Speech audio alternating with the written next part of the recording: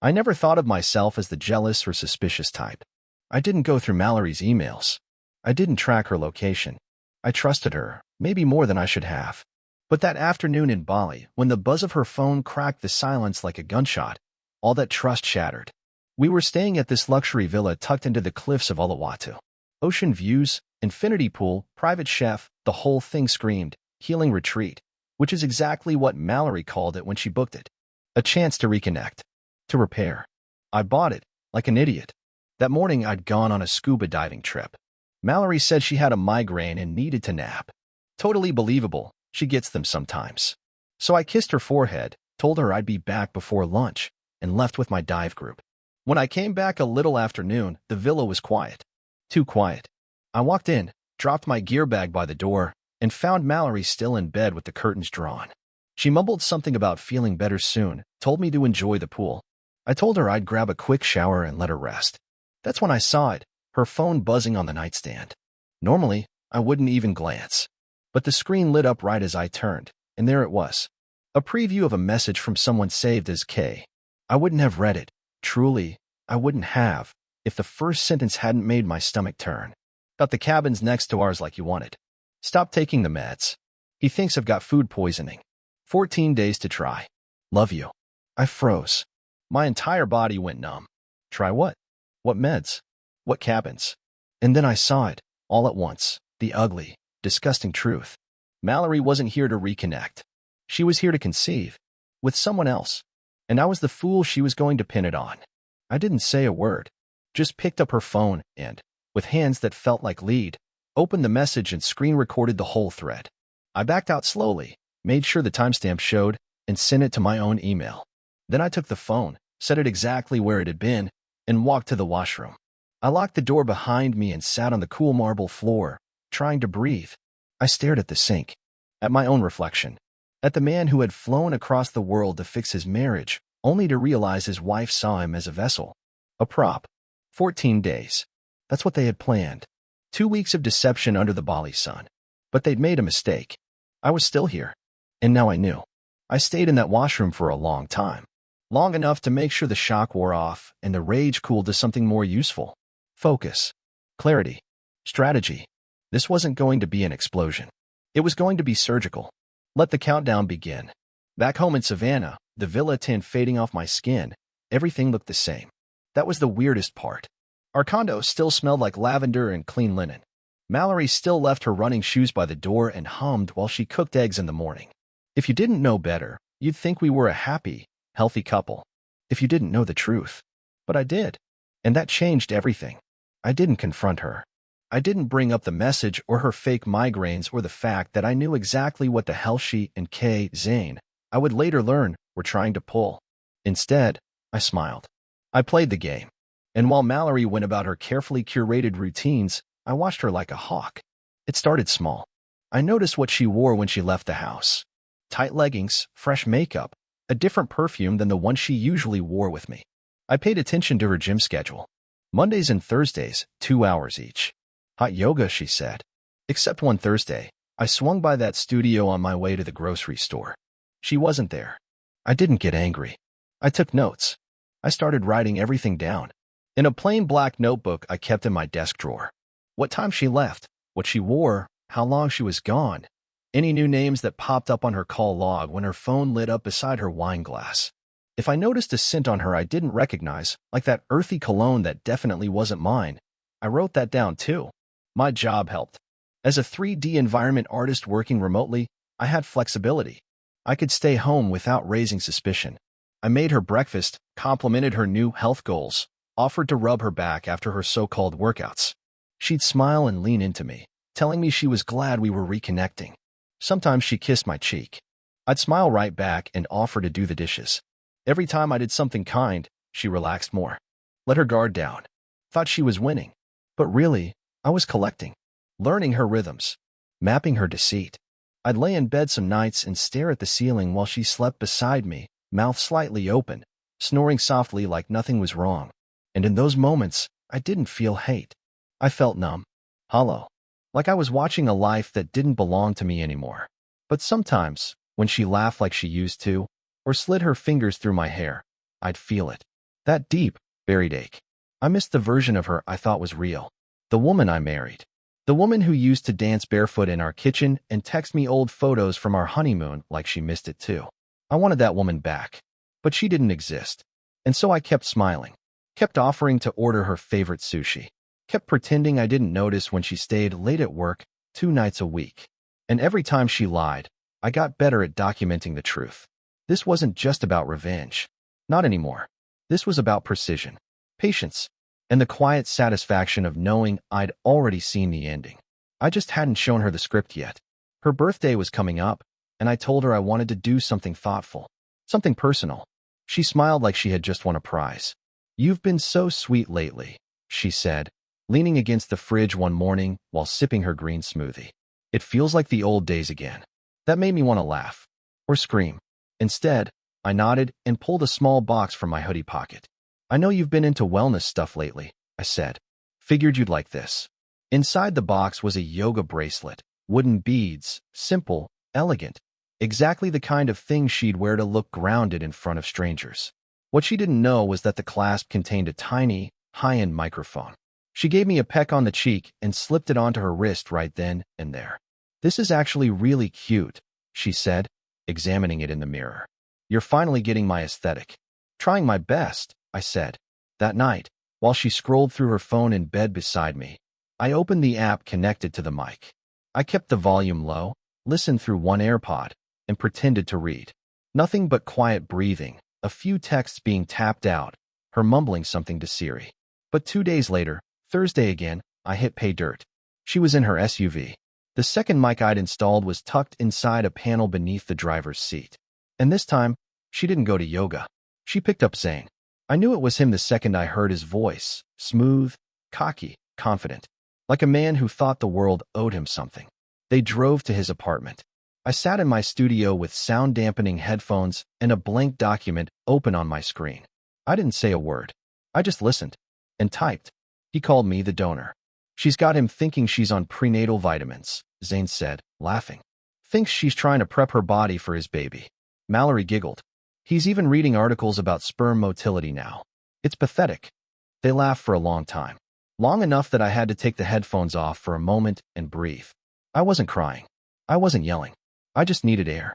Later that week, I planted another mic inside her work tote, the leather one she carried to meetings and happy hours. Between the 3 devices, I had hours of material in less than 10 days. Every night, after she went to sleep, I reviewed. I timestamped. I took notes. When the audio got grainy, I boosted it. When she spoke in code, I cross-referenced texts I'd screen captured when she left her phone unlocked during showers. The pieces came together fast. She wasn't just cheating. She was orchestrating a performance, complete with a fake pregnancy, emotional manipulation, and a plan to use me as a sperm alibi. Zane called it low-risk paternity fraud. That made me pause the recording, not out of shock, but to replay it, label the clip, and save it in 3 separate folders, 1 local, 2 in the cloud. I wasn't collecting evidence anymore. I was preparing for war. It started with baby names. We were sitting on the couch one evening watching some home renovation show, Mallory's idea of bonding time, when she looked at me, dead serious, and said, "What do you think about the name Rowan? For a boy?" I didn't react. Not the way she probably wanted me to. "Sounds strong," I said, sipping my beer. "Kind of poetic." She smiled like she was seeing the future. "Yeah, strong, but thoughtful." She leaned her head on my shoulder after that, and I kept my arm around her like nothing was broken. Like I wasn't fully aware she was workshopping names for another man's child. From that night on, the hints kept coming. She started Googling strollers on her phone while pretending to read. Talked about maybe quitting caffeine. Said she was feeling off, like her hormones were doing something weird. I played along. Asked if she wanted crackers. Told her she was glowing. A week later, I came home from the gym to find her in the bathroom, holding a pregnancy test and crying. She looked up at me with teary eyes and whispered, "It's positive." I hugged her. Tight. Maybe a little too tight. "Oh my God," I said, kissing her hair. "You're really pregnant?" She nodded against my chest, her voice catching. "We did it. It finally worked." She was shaking. I wasn't, because I knew it wasn't real. 3 days before that moment, I had switched out the unopened test kit in our cabinet with a version I had tampered with. Same box. Same wrapper. But the test itself? Pre-treated. A drop of diluted HCG solution inside the control strip, just enough to trigger a faint line and convince her it was a win. She'd think she fooled me, but I'd already outplayed her. She hid the box quickly, like she wanted to keep the brand private. I pretended not to notice. Over the next week, she went full maternal. Started tracking her sleep. Cut out alcohol. Left pregnancy books out by accident. Every time I walked by, she was either journaling or meditating. I didn't fight it. I just kept notes. Every day, I logged her behavior, the shifts in her mood, her phone usage, her text patterns. When she switched perfumes again, I wrote that down too. And when I noticed she started ignoring Zane's calls for longer stretches, I added a footnote, testing emotional distance strategy. She wasn't stupid. She was cautious, methodical, the kind of person who would stage a pregnancy slowly, building the lie one detail at a time until it felt too real to question. But I wasn't questioning it. I was documenting it.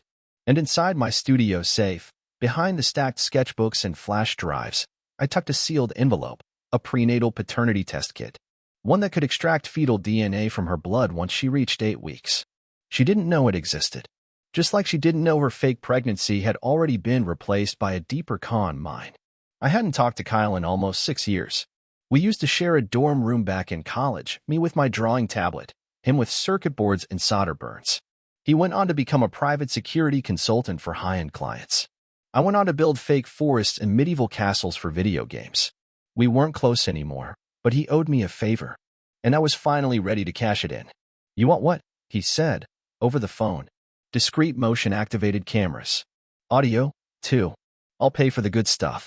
There was a pause. "Is this legal?" he asked. "Not technically," I admitted. "But it's my house, and I'm covering the parts where I know she cheats. I won't ask you to install them. I just need you to ship me the right gear." He sighed. "You always were the quiet one. Should have figured if you snapped, it'd be surgical." 2 days later, a package arrived labeled studio equipment. Inside were 3 tiny cameras, disguised as smoke detectors and digital photo frames. I spent the next evening installing them while Mallory was out at a team-building dinner. I knew better. One camera went in the living room, another in the hallway outside the guest bedroom, and one in the kitchen, angled perfectly toward the side door. The door she thought was her little secret. Then, I scheduled a fake work trip. Told Mallory I'd be flying to Austin for a weekend conference on environmental rendering. She kissed me goodbye at the airport, barely glancing up from her phone. The second my flight took off, she must have felt free. That Friday night, I sat in a hotel room I didn't need, sipping vending machine whiskey and watching my laptop screen split into 3 live feeds. At 8:43 p.m., the side door creaked open. Zane. I'd seen his face once before on her phone, back when she was sloppy about hiding previews. He looked just like I imagined. Smug, and more smug. Hair too perfect. Shirt too tight. That faux casual confidence that only guys with fragile egos seem to perfect. He walked in like he owned the place. Mallory greeted him with a kiss, barefoot in leggings, holding 2 glasses of wine. "You sure he's in Austin?" Zane asked. "Positive," she said, grinning. "He thinks I'm doing a self-care weekend. Journaling. Detox baths." Zane laughed. "God, you're good at this." They sat on the couch, curled up like newlyweds. My audio picked up everything. "We're almost there," she said. He hugged me when I showed him the test. He's buying it. The way he looked at me, it actually made me feel a little bad. Zane sipped his wine. "Don't. He gets a kid. He gets you back. On paper. Everybody wins. Except the truth," she said, half laughing. "That's what lawyers are for." He winked. That was enough. I hit record. Made 3 backup copies, one on a flash drive, one in the cloud, and one synced to a secure folder with read-only access. Then I opened the file where I'd been storing every dated note, every clip, every screenshot, and I added a final entry. Confirmed, conspiracy to deceive spouse. Intent to commit paternity fraud. Witnessed, recorded, and archived. The evidence was airtight. Next stop, exposure. I spent the whole week prepping like I was planning a proposal. I made her favorite roast, garlic herb crust, honey-glazed carrots, that lemony arugula salad she always claimed made her feel fancy without trying. I cleaned the apartment top to bottom. Set the table with the good dishes we got as a wedding gift from her parents. Even chilled a bottle of that overpriced French white she only broke out for holidays. Mallory had no idea. She walked in from work that Friday evening, all glowing and casual, humming to herself like a woman without a single secret. "What's all this?" she asked, dropping her purse. I smiled. "Just thought it'd be nice to have a family dinner. Celebrate some good news." Her eyes sparkled. She thought it was about the pregnancy. "You're full of surprises lately," she said, kissing my cheek. "It's sweet. Almost makes me feel guilty." She laughed when she said it. I didn't. Her parents arrived 15 minutes later, dressed like they were attending a fundraiser. Her dad patted my back, said the roast smelled incredible. Her mom air-kissed my cheek and complimented the centerpiece. Orchids, her favorite. We made small talk through the salad. Mallory beamed as she poured wine, her hand grazing mine with performative affection. I let it happen. Once the plates were cleared and dessert was served, a berry tart she loved since college, I stood up and said, "Actually, I have something for you, Mal." She tilted her head. "For me?" I pulled a slim envelope from the drawer by the counter, walked over, set it on the table right in front of her. She looked confused, then intrigued. She opened it slowly. 3 papers inside. Hotel receipts. Printed text message transcripts. A pregnancy test stick. Untouched, clean, and unmistakably blank. For a second, nobody said a word. Then Mallory laughed, soft and high-pitched. "What is this?" Her mom squinted at the papers. "Is this a hotel in Savannah? Wait, I thought you had that yoga thing." Her dad picked up one of the transcripts and read aloud. "He thinks I've got food poisoning. 14 days to try. Love you." Mallory's smile vanished. Her fingers twitched as she grabbed the stick. "It's not even used," she muttered. "Because you never were pregnant," I said, calm as a surgeon. "That test box? I swapped it before you touched it. The rest, well, you already know the rest." She looked up at me, eyes darting like she was searching for an escape hatch. "Daniel, this isn't what it looks like." Her mom's fork clattered against her plate. "It looks like you lied to your husband," she said, her voice tight. Mallory reached for some kind of explanation. "It was just a scare, a misunderstanding. I never meant." Her mother stood up, quietly, coldly. "I need some air," she said, already walking toward the door. Her dad followed, slower, shaking his head. "Mallory, what the hell did you do?" Mallory turned back to me, her voice cracking. "You set me up." "No," I said. "I gave you every chance to stop. You just never thought I'd be the one to finish it." I took a sip of wine, set the glass down, and began clearing the plates. Dinner was over. So was everything else. The first real consequence came on a Tuesday morning, 3 weeks after the dinner. Mallory was suspended from her job. Technically, it was a leave of absence pending review, but we both knew what that meant. Her company, where she was the regional head of hospitality development, was founded by a couple she'd once bragged about helping renovate a coastal resort. One of them, a client of mine years ago, still followed me on LinkedIn. I sent them a short, polite message with an attachment. No commentary, just facts, audio files, transcripts, and a timeline. I didn't ask them to do anything. I just figured they'd want to know the kind of person managing their image. By the end of the week, she was locked out of her email and her name disappeared from the staff page. That's when the calls started again. Not to me. I had blocked her months ago, but to mutual friends. Her mom tried to reach out once, asking if I could reconsider what I shared. I didn't respond. I wasn't interested in theater. Only the truth. And then it hit the blogs. Some small-time legal gossip site ran a headline. "Hospitality exec under scrutiny for alleged marital deception. Workplace fallout follows." They didn't name me. They didn't have to. People in her circle knew. Zane disappeared shortly after that. No texts. No calls. No smug gym selfies on her feed. Just gone. Blocked her on everything, someone said. Probably trying to preserve whatever was left of his image. She moved in with a cousin across town. One of those family members she only talked to when she needed a backup bridesmaid. From what I heard, the cousin gave her 6 weeks before suggesting she figure something out. Her online rebranding efforts started around that time. New Instagram account. Pseudo-wellness quotes. Photos of books she'd never read and candles she never lit. She even followed a bunch of parenting pages, like she thought she could reclaim the narrative by sheer aesthetic alone. But it never stuck. Every time she tried to post about healing or growth, someone would drop a link in the comments. Or a screenshot. Or a quote from her recorded calls with Zane. The internet never forgets. And it certainly doesn't forgive liars who stage pregnancies for financial gain. Meanwhile, I stayed quiet. I went to work, made my coffee, cleaned the apartment, read more, slept better. She sent one letter, a real one, through the mail. Apologized. Said she was hurting too. Said she still loved the version of us we used to be. I read it once and slid it into the folder with everything else. Not because I wanted to revisit it, but because every story deserves a final page. I never responded. Not because I was bitter, but because there was nothing left to say. After everything unraveled, I moved out of the condo. I didn't want the furniture, or the memory-stained walls, or the smell of lavender detergent that used to mean home. I found a minimalist loft by Lake Mayer, 1 bedroom, wide windows, clean lines, and peace. Real peace. Not the kind you fake over dinner. The kind that lets you breathe without wondering what's being whispered behind your back. I filled it slowly. A couch, a second-hand coffee table, a wall-mounted easel I hadn't used since college. For the first time in years, I started sketching just for myself. No render targets. No client deadlines. Just lines. Messy ones. I took on more local projects, community design work, small municipal commissions, digital renderings for park upgrades and rec centers. It wasn't glamorous, but it felt real. Tangible. Like I was adding something decent to the world again. I even started teaching an art workshop at a public school on Thursdays. Just 2 hours a week. Middle schoolers mostly.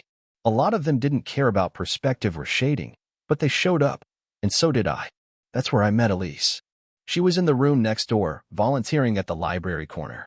Quiet, always in cardigans, always sorting books by hand even though the kids tossed them back out of order 5 minutes later. I don't know what made me speak to her that day, but I'm glad I did. It started with small things. She'd stop by during my break with a cup of tea and a joke about the chaos next door. I'd offer her one of the bad cafeteria cookies. Eventually, we'd sit on the back steps after class and talk about nothing for a long time. Elise didn't ask about my past. She didn't dig or pry. She just listened when I spoke, and when I didn't, she didn't take it personally. One Saturday, she came over to the loft to drop off a book she thought I'd like. She stayed for coffee, then stayed to sketch, and then she just stayed. No expectations. No performance. We'd spend Sundays flipping through graphic novels or doodling side by side in comfortable silence. Some nights she'd read aloud from her favorite authors while I filled in color on my tablet. She never once asked about Mallory. Not directly. Not even indirectly. I think she knew. Or maybe she just sensed that I'd speak when I was ready. And one night, I did. I told her the whole thing. The villa. The message. The lies. The long, cold precision of what came next. When I finished, she didn't say I was right or wrong. She didn't moralize. She just placed her hand over mine and said, "You survived it. That counts." Elise wasn't a reset. She wasn't some manic pixie dream girl come to erase the pain. She was just there. Steady. Present. And in that quiet, I started to feel like myself again. Not the version Mallory tried to destroy, but the one I'd forgotten was still possible. The letter came certified. I almost didn't sign for it. Thought it might be more drama from Mallory or one of her relatives trying to reconcile. But no, this one was from a law firm. Fancy letterhead. Cold language. Zane was suing me for defamation. Apparently, my surveillance footage had irreparably harmed his professional standing and personal reputation. His lawyer demanded I remove all recordings from digital circulation, issue a formal apology, and compensate for emotional distress and potential income loss. I laughed when I read it. Out loud. The kind of laugh that comes not from humor but disbelief. Elise was in the kitchen, pouring tea. "What's funny?" she asked. I held up the letter. "Zane's suing me." She raised an eyebrow but didn't seem surprised. "For defamation, emotional distress, public shaming." I set the letter down and looked at her. "He wants me to pay him." Elise walked over, sat beside me, and calmly took my hand. "Is the footage real?" "Every second of it." "Then it's not defamation. It's survival." She said it so simply, so matter-of-fact, that I felt the last flicker of doubt fizzle out. I'd done what I had to do. I hadn't lied. I hadn't exaggerated. I hadn't even exposed him publicly. They'd done that part to themselves. Still, I hired a lawyer, Paul Henderson. I'd worked with him on a past contract negotiation. Smart guy. No drama, just facts. In court, Zane's lawyer made a show of it. Called me a disgruntled husband with access to high-tech tools and a vendetta. Claimed I manipulated innocent conversations and presented them out of context. Talked about privacy violations and personal humiliation. But Paul was ready. He brought the judge a copy of the original message Mallory received in Bali. Then he showed dated logs of my surveillance setup, clearly only inside my own home. He read transcripts, played recordings, then dropped the final card, a written apology Mallory had sent me weeks after everything collapsed. "I regret what we did," she had written. "You didn't deserve it. None of this was fair to you." The courtroom went silent for a beat too long after Paul finished reading. Zane didn't say a word. The judge dismissed the case within minutes, called it frivolous, ordered Zane's firm to pay for my legal fees, and issued a warning about abusing the court system for personal revenge. I walked out without looking back. There was no satisfaction, no smugness, just air. Clean, cold air. Outside the courthouse, Elise waited on a bench, sketchbook in hand. She stood when she saw me and didn't ask a single question. I walked over, took her hand, and said, "It's done." "Good," she said, leaning her head on my shoulder. "Now let's go home." And that was it. No speech, no victory lap, just a clean page turning. Quietly. Finally. 2 years to the day after that message in Bali lit a fuse under my life, I stood on a hillside at sunrise with Elise. No resort, no ocean breeze. Just the two of us on a patch of grass outside a small nature preserve near Asheville, where the fog rolled down the mountains like slow-moving waves. She wore jeans and a navy sweater. I had a thermos of coffee and a ring in my pocket. No speeches. No setup. I hadn't even told her why we were there, only that I wanted us to watch the sunrise together. She smiled, like she already knew something was coming. We watched in silence for a while, shoulders pressed together, breath misting in the air. Then I pulled the box from my coat. She looked down, then up at me, eyes wide but calm. "Elise," I said, voice low, steady. "Will you?" She didn't cry. She didn't gasp or do the over-the-top stuff I always used to picture back when I was someone else, planning a big moment for a different woman. She just reached out, took the box, and nodded. Yes, that was it. I didn't need an audience. I didn't need fireworks or Instagram-worthy photos. I just needed her to mean it. And she did. 3 months later, we signed the adoption papers for a little boy named Jonah. He had dark eyes, a crooked smile, and a deep fascination with trains. He didn't talk much at first, trauma, they said, but he latched onto me like he'd been waiting for someone steady, someone boring in the best possible way. Every night, I read to him. Not stories about pirates or talking dogs, but books about kindness. Stories with quiet heroes, the ones who fix instead of fight, who listen instead of shout. Sometimes he'd fall asleep before the last page. Other nights, he'd curl closer and whisper, again. And I would. Every single time. Mallory came up once, during a late-night chat with Elise after Jonah was asleep.